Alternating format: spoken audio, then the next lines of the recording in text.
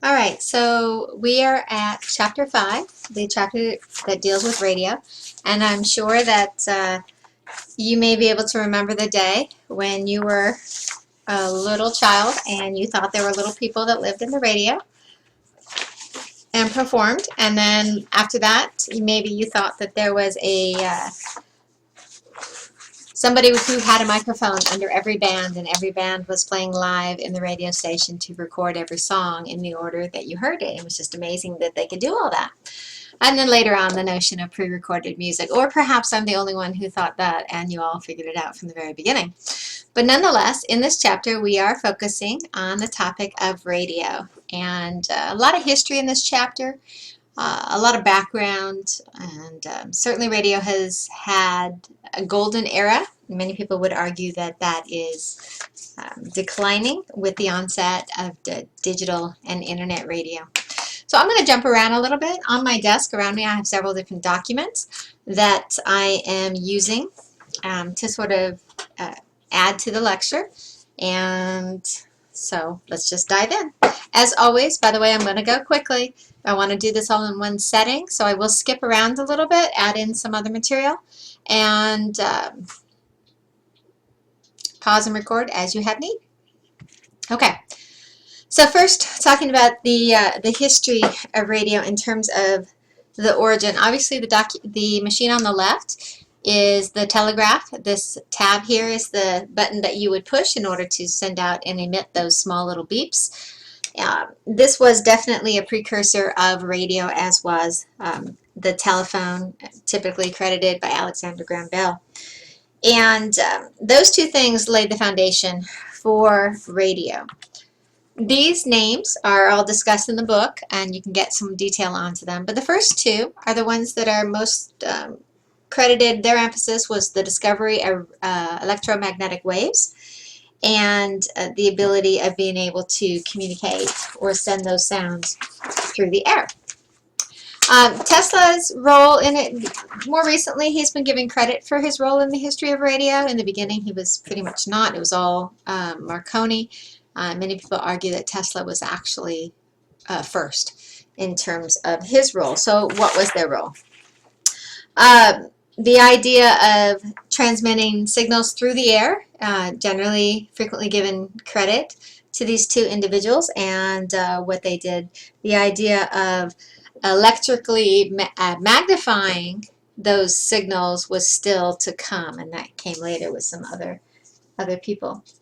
DeForest and Fessenden, those two people came up with a way to do that magnification that we talked about.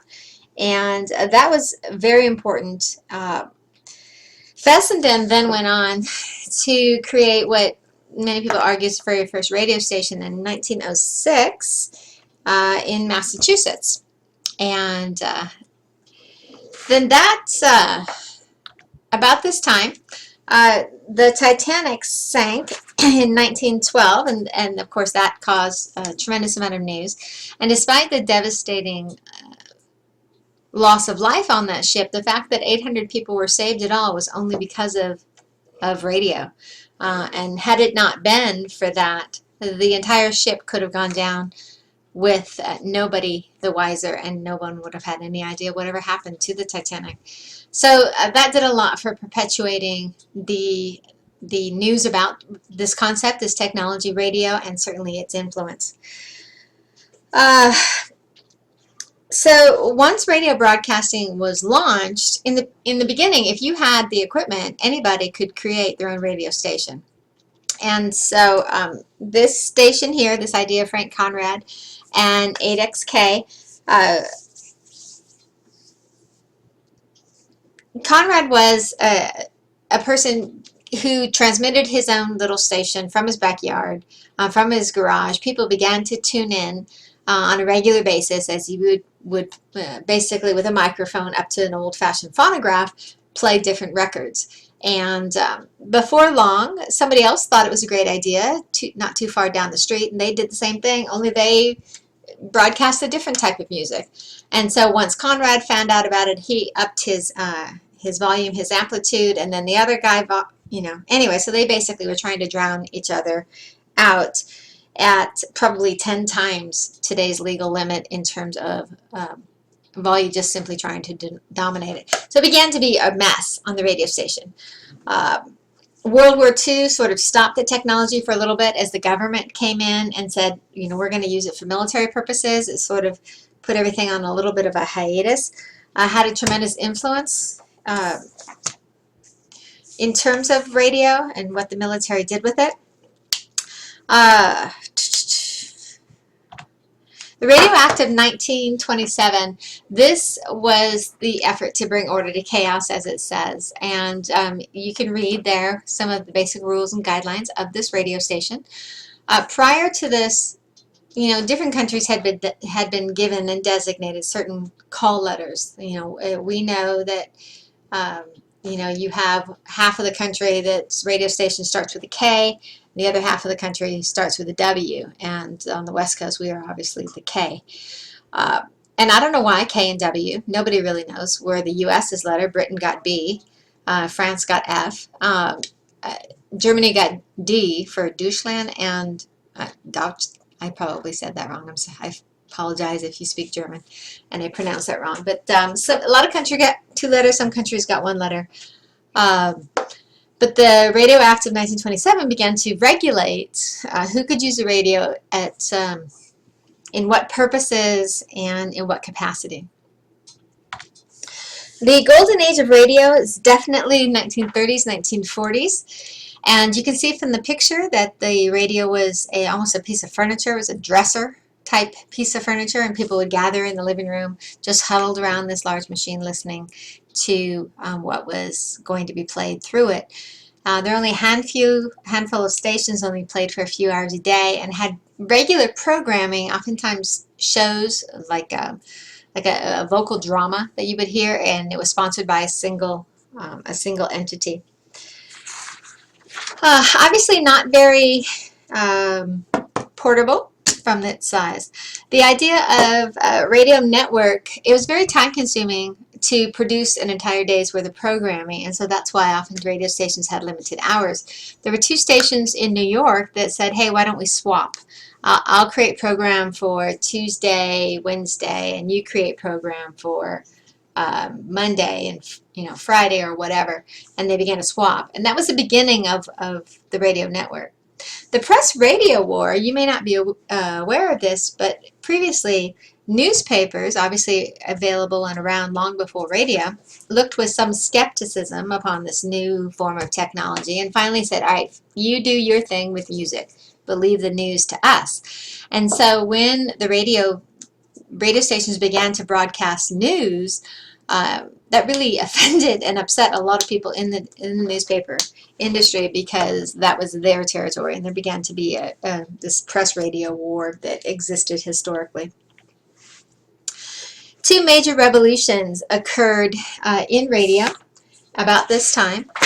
First was the development of transistors. And what's the big deal about a transistor?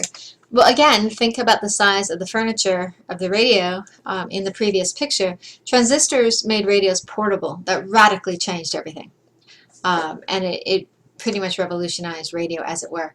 Then FM became in play. And FM was a better channel, a better medium for transmitting music. And so that had a tremendous impact on radio. Then this idea of format radio, that we have certain stations that played a particular genre of music, and sort of the idea of playing this notion of a top 40 became a common thing, and then songs would be played in rotation. The variety of format has to do with things like whether you're hip-hop, whether you're rap, whether you're country, R&B, so on and so forth. And so different stations began to select or pick a certain format, and that's what they would do. The chapter goes on. This sort of summarizes a whole lot of things. Nonprofit radio and NPR. Obviously, nonprofit radio is a large entity. It can be based and connected with a particular organization or particular cause. The Public Broadcasting Act of 1967 is what helped establish PBS, and certainly they've had a tremendous influence, as I'm sure you are well aware of. Other technologies. Satellite radio, HD, internet radio nowadays very popular.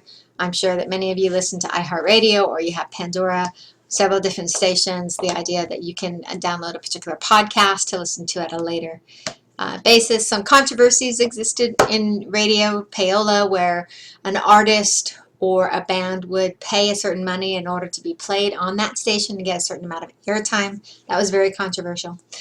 The Telecommunications Act of 1996, I remember when that happened, and boy, the debate over the TCA of 96 was huge. Many people argued that it was the end of capitalism.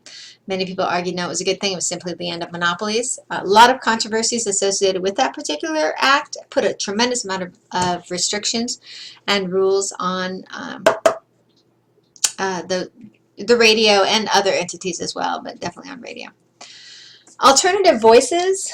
This has to do with things like low power FM, this idea of democracy, and the notion of shortwave radio. And certainly the Voice of America transmits on that. There's transmission signals can go further when you do shortwave. And they're not as impacted by different things that might knock out your AM and FM. Shortwave radio can still function and still exist. So there's definitely some distinctions and rules. Anyways, there's so much more I could do with this, but I think we'll leave it at that. You do have the chapter for detail, and I'll see you online.